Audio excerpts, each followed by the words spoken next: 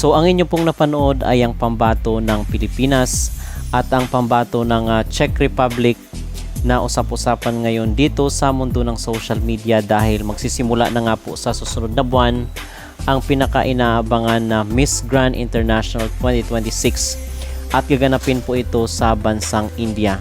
So napanood nyo yung throwback performance ni Angelica Lopez, yung maging candidate natin sa MGI 2026, at yung pambato ngayon ng Czech Republic na si Dominic Alagya.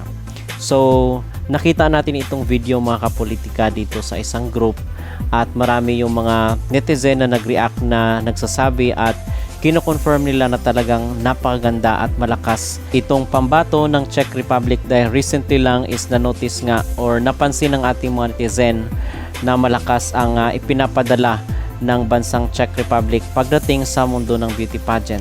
At isa na nga po dyan yung kailang pambato last year sa Miss Grand International 2025 at even doon sa Miss Supranational 2026 nakakatapos lang sa bansang Poland. And ngayon naman is dito naman sa kanilang pambato maging representative or candidate sa Miss Grand International 2026.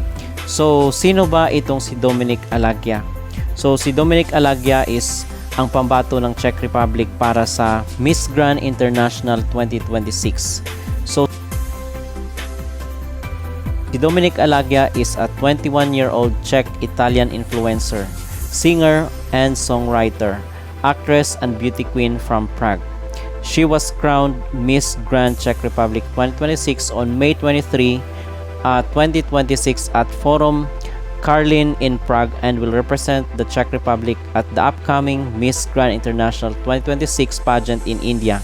So ang background nitong si Dominic ay isa po siyang digital content creator, social media influencer with a massive following on TikTok and Instagram. Actress, a singer-songwriter who writes and produces her own music. Siya ay isang Czech-Italian roots at owner of Alagya Beauty. So ayon po dito sa ating research, si Dominic ay merong 1.8 million combined followers across her major platforms. Sa TikTok is meron siyang 1.2 million followers at sa Instagram naman is 558,000 at sa Threads is 71,300 followers on her connected profile.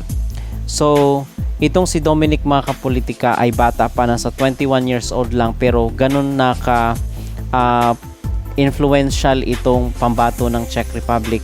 Pero yung sabi naman ng ating mga netizen dito sa social media doon sa mga comment nila is para daw merong attitude itong pambato ng Czech Republic. So hindi natin alam kung gaano katotoo, pero ang sabi ng mga netizen ay baka hindi rin ito papasa kay Mr. Watt. Siguro is pwede siya sa top 5 pero malabo na maging winner.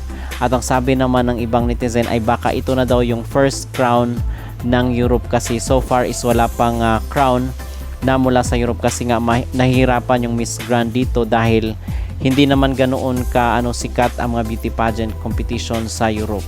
So who knows, baka itong pambato ng Czech Republic ang maging kauna-unahan na korona ng kanilang kontinente.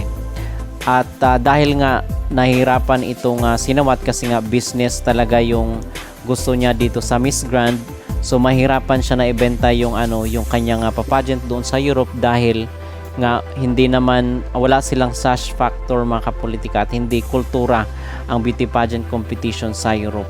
Pero kung siguro ay malakas ang beauty competition sa Europe, marahil ay matagal nang kinoronahan ng Miss Grand ang isang representative or candidate na mula sa Europe. Pero dahil nga mahina ang beauty competition dito sa mga western countries ay hindi sila ganoon kapansinin mga kapolitika dito sa Miss Grand. Okay, so yun po yung pinaka-latest ngayon at kahit pa siguro mga kapolitika malakas itong pambato ng Czech Republic kasi kitang-kita naman sa kanyang pasarela, sa kanyang face card, ay all out pa rin po ang ating support dito sa ating candidate na si Angelica Lopez. Okay? Dahil siya ang ating representative, so of course siya po ang ating susuportahan dito sa Miss Grand International na ganapin sa bansang India. At so far yun po ang ating pinaka-latest na update dito sa mundo ng beauty pageant. At atin naman pong panunuorin pala itong update ng patungkol dito kay Angelica Lopez matapos yung kanilang coronation night dito sa Reina Filipinas sa ating bansa. So kung kayo po ang tatanungin mga kapolitika, ano po ang inyong masabi or maging reaksyon dito sa pambato ng Czech Republic? Siya na kaya ang tatalo dito kay Angelica Lopez? Dahil meron din pong pressure dito kay Angelica matapos na mag back to back tayo dito sa Miss Grand.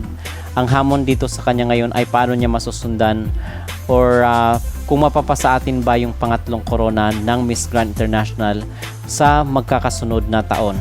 So narito po ang kanyang pahayag. Questions, because I know that a lot of people are thinking that it's gonna be really impossible to secure the back-to-back-to-back.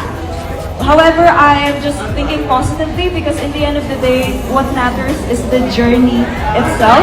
And I'm just really looking forward to have so much fun to meet the candidates in Miss Grand International 2026. So regardless if whatever may be the result, when I compete in India, I'm gonna be very much happy about it because I know that I did my best in the end of the day.